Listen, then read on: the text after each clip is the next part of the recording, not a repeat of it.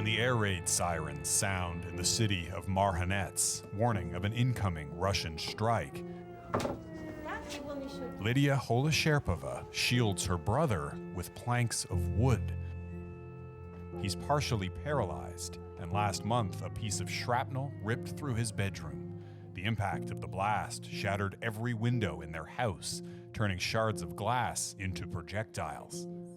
Can I use swear words? A lot of swear words, she says, when asked about the Russian military. We need to push them out as soon as possible. But in reality, this community can't push back. Lydia and her brother are trapped, their city unable to defend itself, because the Russians are launching their attacks just across the river from this nuclear power plant. What can I say about Russians who hide behind a nuclear power station? There are no words, says the mayor of Marhanets.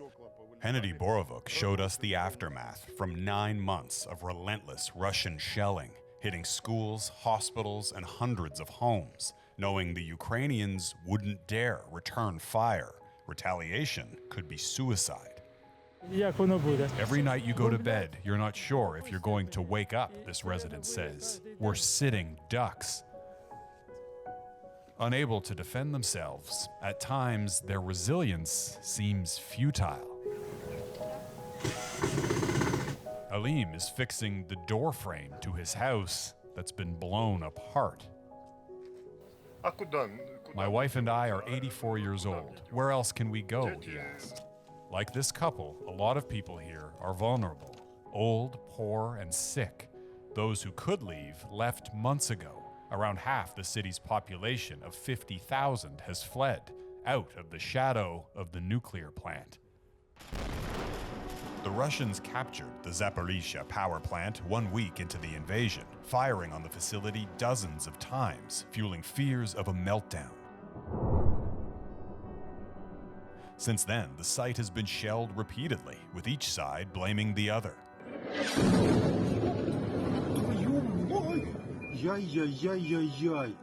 It's a living nightmare. We remember Chernobyl, and this could be many times worse, says this patient at the Marhanets hospital, which is located just kilometers from the power station.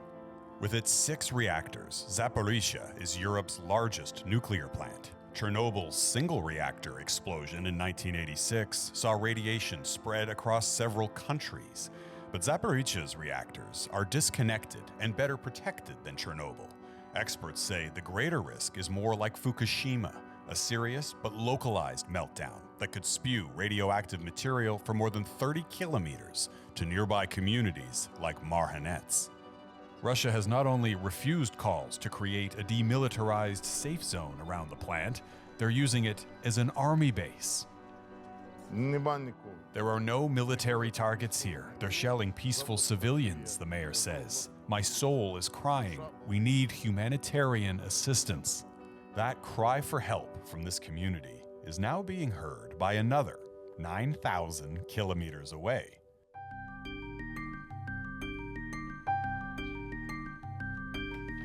Canadian veteran Rob McTavish lives with his wife Cher and their 3 children in Coquitlam, BC. And last year, their household gained some new members. Now living with 4 Ukrainians from 2 different families who fled following the invasion. It's nice just to have a big group of us around the table.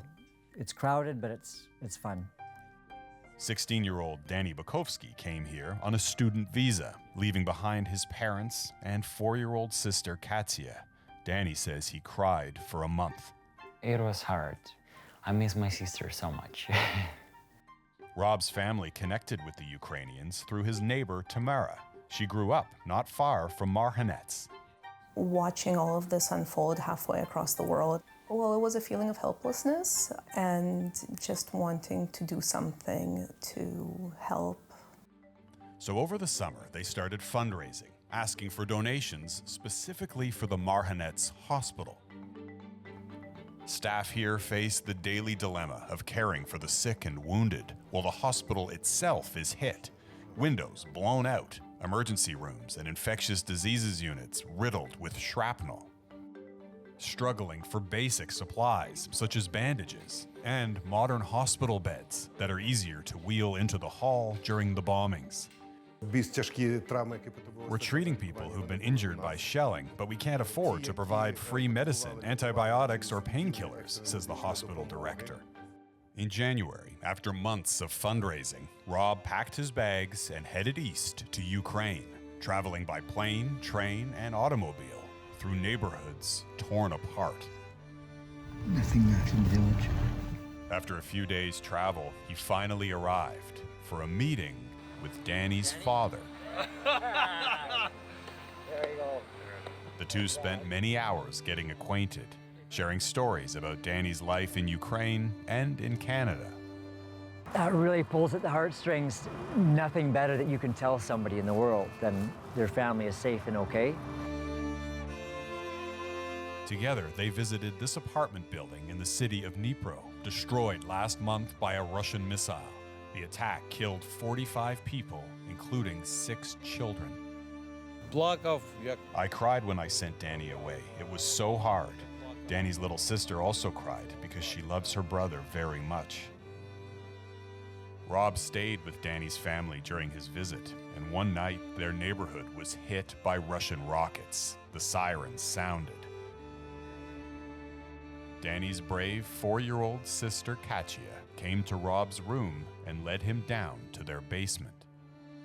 A very emotional night, and she liked taking pictures with me. I got a really sweet picture of me and her and the dog, and that's when it really hit me how messed up this whole situation was, that this 4-year-old has gone through a quarter of her life worried about rockets every night. Rob said goodbye to Danny's family and carried on to his destination, arriving at the hospital in Marhanets with a special delivery. Until we opened the back of that truck, it was a complete surprise for the mayor and for those in Marhanets.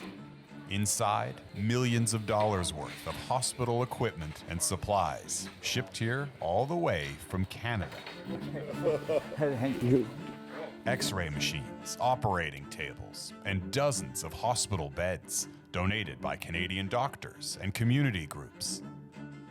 The whole community of Marhanets, all residents, are very grateful to our friends from Canada who helped our hospital, the mayor says. Later, Rob took a tour to see how the donations of beds and supplies are already providing a lifeline for Marhanets' most vulnerable. 2 communities, families, worlds apart, brought together by the horror of war, are giving each other the gift of hope. You may not see Canadian soldiers on the ground, but I want them to know that there's so many Canadians that support. It's important for, I think, the Ukraine to know that they're not standing alone.